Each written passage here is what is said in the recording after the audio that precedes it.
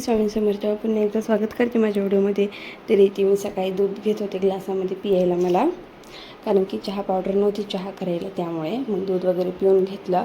नंतर हे छोटे मोठे भांडे पडले होते स्वयंपाक केल्याचे, ते घासून घेतले. आणि नंतर स्वामीने रांगोळ घातली. ते ड्रेस घालण्यासाठी माझा स्ट्रगल चालू होता, तिला ड्रेस घालून देण्यासाठी.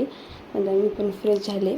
इकडे भात लावून दिला होता कुकरला, कारण की उडदाची डाळ बनवली होती. उडदाच्या डाळीसोबत भात खूप छान लागतं, त्यामुळे मी भात पण बनवला. इकडे स्वामीनी खेळत होती, मग मी इकडे लगेच चपात्या पण बनवून घेतल्या. खूप छान झाल्या होत्या चपात्या, सॉफ्ट एकदम.